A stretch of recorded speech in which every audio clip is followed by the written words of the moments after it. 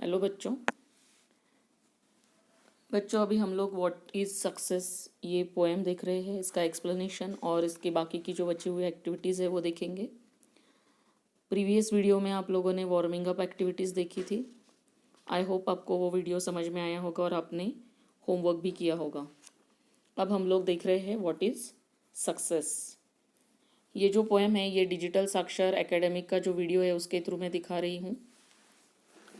इस वीडियो में आप लोगों को पहले पोएम भी देखनी है तो पेज नंबर 96 आप लोग खोल लेंगे और आपके सामने बुक में भी पोएम है और अभी इस वीडियो में भी हम लोग पोएम देखेंगे। तो आप लोग पेन पेंसिल जो भी आपके हाथ में है वो ले लीजिए और जो कुछ भी न्यू वर्ड्स लगते हैं उसे अंडरलाइन कीजिए। जिनका हिंदी में मीनिंग मैं जब एक्सप्लेन करती हूँ तब आपको लिखना है तो वो लिख लीजिए, ताकि आप रिवीजन जब करोगे इस पोएम की तो आपको पोएम अच्छे से समझ में आ जाए। तो let's start with the video.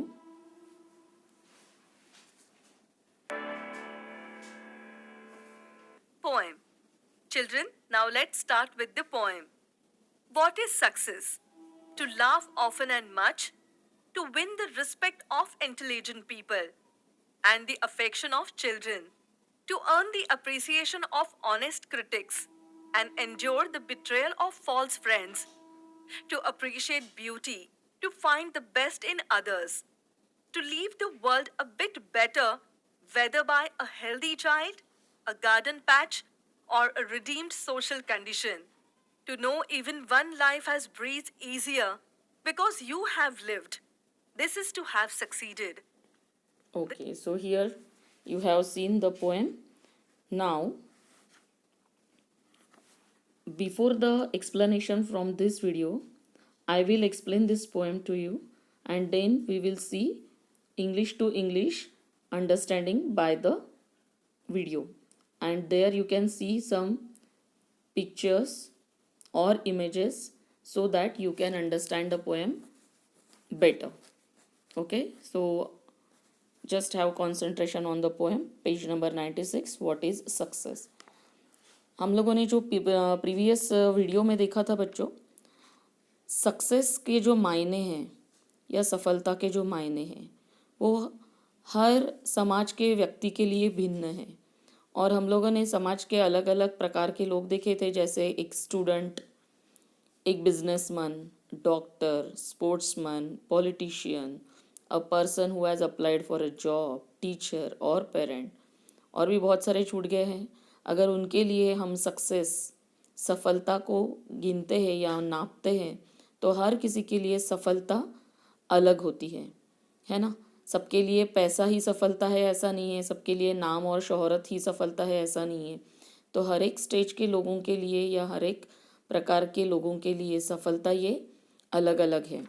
तो इसी चीज़ को याद रखते हुए जनरली राल्फ वॉल्डो इमर्सन जो इस पोएम के पोएट है, उन्होंने एक जनरल सक्सेस की डेफिनेशन की है उनके हिसाब से। लेकिन मुझे लगता है कि आज के युग में ये डेफिनेशन बहुत अच्छे से सभी समझ पाएंगे और सभी कोशिश भी कर सकते हैं, because this is very easy. वैसे तो देखा जाए तो सक्सेसफुल होना या सफलता प्राप्त करना एक बहुत डिफ़िकल्ट कंडीशन है या डिफ़िकल्ट है ऐसा हमें लगता है, but in reality it is not like that. Now just look at the Ralph Waldo Emerson is defining success in a very easier manner. How? What is success? Success क्या है? To laugh often and much. बहुत सारा और बहुत ज़्यादा। often यानी always, हमेशा, और बहुत ज़्यादा हंसना ये सक्सेस है। To win the respect of intelligent people, जो विद्वान लोग हैं, बुद्धिमान लोग हैं, उनका रिस्पेक्ट अगर आपको प्राप्त होता है या आप उसको जीतते हैं, उनके सम्मान को आप जीतते हो तो आप सक्सेसफुल हो। And the affection of children, और बच्चों का स्नेह अगर आप पाते हो तो आप कितने ही पैसे वाले होंगे या बहुत अमीर होंगे तो बच्चों को आप बोलोगे क्या कि मैं बहुत अमीर हूँ, मैं ये हूँ, मैं वो हूँ, तो मुझे तुम स्नेह करो या प्रेम करो। नहीं, जिन्हें नेचुरली बच्चों का स्नेह मिले ऐसे लोग सक्सेसफुल हैं। To earn the appreciation of honest critics. जो क्रिटिक्स होते हैं, जो टिप्पणी करते हैं आपके व्यवहार पे, तो एक ऑनेस्ट क्रिटिक जो है, अब देखिए दो प्रकार की क्रिटिसिज्म होती है। आप कुछ भी एक्शन करते हो तो उसको कुछ लोग अच्छा बोलते हैं, कुछ लोग बुरा कहते हैं। लेकिन जो ऑनेस्ट होता है, जो ईमानदार टिप्पणी करने वाला होता है, वो ये नहीं देखता कि सामने वाला कौन है, उसके इसमें सच्चाई आपको नज़र आती है। तो जो सच्चा क्रिटिक है, सच्चाई से जो टिप्पणी करने वाला है, अगर वो आपको अप्रिशिएट करता है, अगर वो आपकी प्रशंसा करता है, आप उसकी प्रशंसा जीतते हो या कमाते हो, तो आप सक्सेसफुल हो। And endure the betrayal of false friends. और अगर आपके जो फॉल्स दोस्त है, यानी हमारे तो बहुत सारे दोस्त होते हैं, अब उसमें से झूठे दोस्त कौन हैं, जो सिर्फ किसी फ़ायदे के लिए आपसे दोस्ती करते हैं या अपना कुछ स्वार्थी मोटिव उनका रहता है, सेल्फिश होते हैं वो। ऐसे फ्रेंड्स है कि ट्रू फ्रेंड्स है, ये आपको पहचानना है। तो ये जो स्वार्थी फ्रेंड्स होते हैं, जो झूठे फ्रेंड्स होते हैं, जो कहते हैं झूठ झूठ कि वो आपके फ्रेंड्स है, वो आपको चीट करते रहते हैं। वो आपको हरदम चीटिंग से हराने की कोशिश करते हैं, या हो सकता है कि आपकी वो झूठी प्रशंसा करके आपको ऊपर बढ़ाने की कोशिश करते हैं, ये लाइक दैट। तो उनको भी टॉलरेट अगर आप कर सकते हो, उनको भी सहन अगर आप कर सकते हो, यानी ऐसे दोस्त आप जानते हो कि आपके आसपास है और फिर भी आप उनको सहन करके उनके साथ रह सकते हो, तो आप सक्सेसफुल हो। To appreciate beauty. अब ये बहुत सामान्य बात है ना, बहुत सिंपल चीज़ है। हम लोग अक्सर ये सोचते हैं कि सक्सेसफुल बनने के लिए हमें बहुत डिफ़िकल्ट हार्ड वर्क करना है, रात दिन एक करने हैं, या लाइक दैट, जो थोड़ा सा बड़ा लगता है हमें। पर ऐसा नहीं है।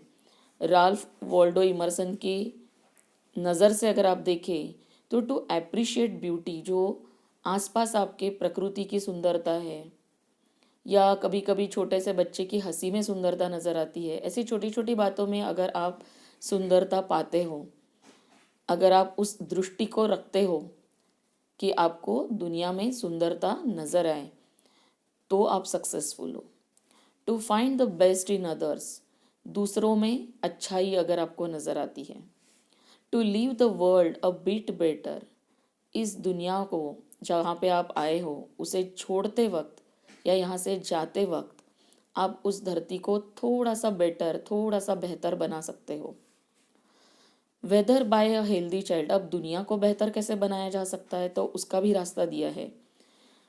Whether by a healthy child, आप एक हेल्दी चाइल्ड बनिए, ओके, सुदृढ़ बालक बन के, या अ गार्डन पैच, या कोई धरती का हिस्सा आप खूबसूरती से सजाइए। जैसे कि कोई गार्डन का एक आधा पैच जो है, छोटा सा हिस्सा जो है गार्डन का, वो आपने वहाँ पे काम करके वहाँ पे फूल खिलाए हैं या कुछ हरे पौधे लगाए हैं, जिससे वहाँ की खूबसूरती बढ़ गई है, ऐसा कुछ कीजिए।